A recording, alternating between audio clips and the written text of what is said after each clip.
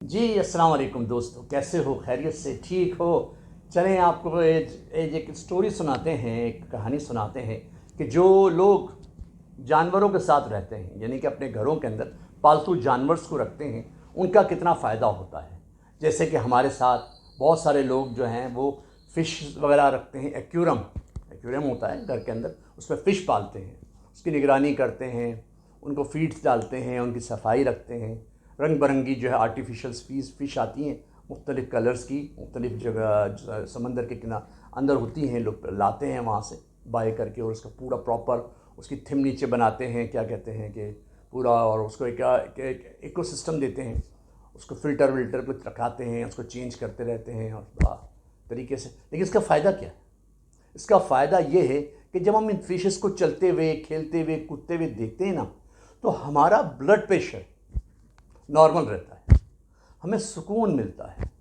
इन जानवरों को देखते हुए, इन जानदारों को देखते हुए हमारे साथ जो ज़िंदगी गुजार रहे हैं, है ना। समंदर में तो हम इतना नहीं जाते ना डीपली, लेकिन जब ये एक्वेरियम्स हमारे घरों के अंदर लगे होते हैं, एक तो वो खूबसूरत घर नज़र आते हैं, फिर हम जब उसको देख रहे होते हैं तो हमारा ब्लड प्रेशर बहुत ही नॉर्मल रहता है। ठीक है ना। तो ये कुछ चीज़ें हैं जो हमारे ज़िंदगी के अंदर यकसां रहती हैं और हमारे साथ बढ़ रही होती हैं।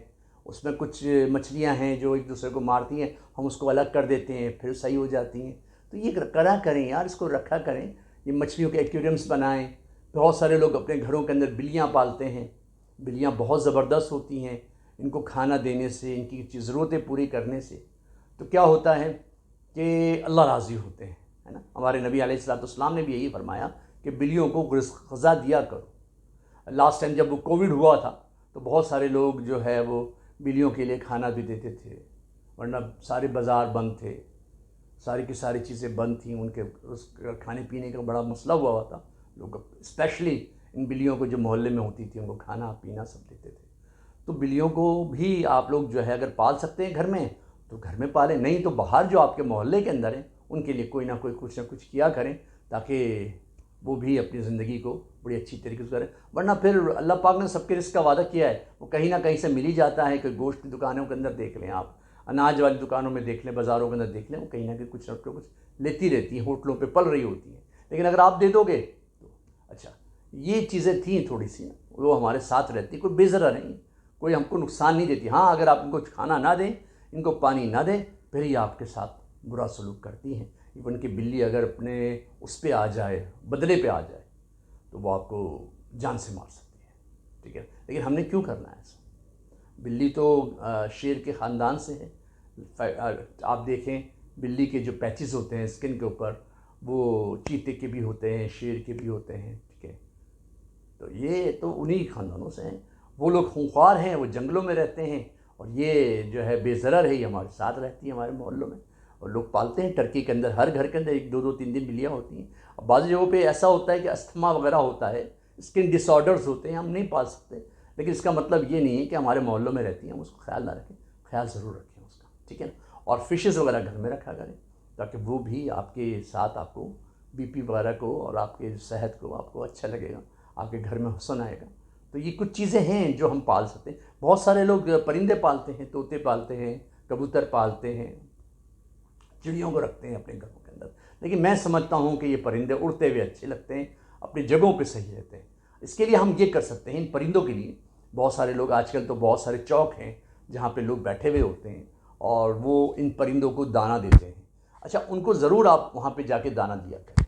इससे दो फ़ायदे होते हैं, एक तो उन परिंदों को दाने मिलते हैं, उसको ग़िज़ा मिलती है, फिर वो जो आदमी बैठा हुआ है जो इसका एहतमाम करता है, उन जगहों का सफाई भी रखता है वहाँ की, उनको भी रिस्क मिलता है।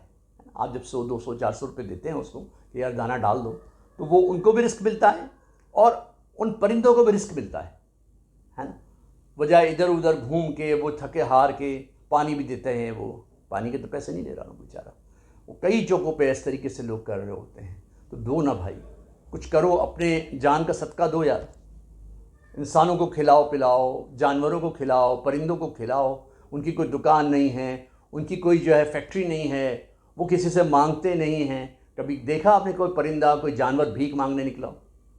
हमारे यहाँ तो निकलते हैं ना लोग, हाथ फैलाते हैं, वो कोई नहीं फैलाता यार। आप दे देते हो तो आपके पैरों में लौटने लगते हैं, है ना। बिल्लियाँ भी, कुत्ते भी, ये सारे हमारे अतराफ़ की चीज़ें हैं, जानदार हैं, ठीक है। इनके साथ भलाई किया करो। अब इनके साथ जब हम जानदारों के साथ भलाई करेंगे ना, अल्लाह हम पर जो है वो मेहरबानी करेगा, अल्लाह हमारे रिस्क को फरावानी देगा जब हम इन जानदारों के साथ अच्छा सलूक करेंगे।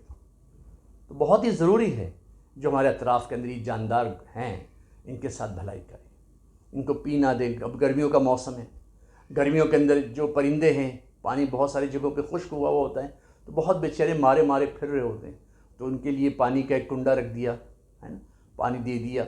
अगर आप नहीं दे सकते, आपके यहाँ पे जगह नहीं है, तो आप जो लोग यहाँ पे परिंदे रखते हैं, दाना देते हैं, उनके यहाँ पानी का अरेंज कर दिया आपने। तो ये कुछ करने से कुछ होता है ना। अल्लाह को मर के हम जवाब जाने के बाद हमें जवाब देना है कि भैया हम क्या करके आए हैं। ऐसे ही अपने लिए, खाली अपने लिए ही सारा कुछ करके आए हैं कि दूसरों की हेल्थ के लिए भी और दूसरों की सेहत के लिए भी और दूसरों के लिए भी कुछ करके आए। तो ये जानदारों का बड़ा ख्याल रखें, इनकी हेल्थ का। इनके प्रॉपर डॉक्टर्स क्लिनिक्स बने होते हैं। अगर आप देखें किसी जानवर को, किसी बिल्ली को, किसी कुत्ते को लंगड़ाते हुए देखें, कोई बीमारी में देखें, तो भाई किसी तरीके से उसको वहाँ पहुँचाएँ, उस डॉक्टर को उसके पास पहुँचाएँ। तो इससे ये होगा कि उन जानदारों का भी हक अदा होगा। ये करते रहेंगे।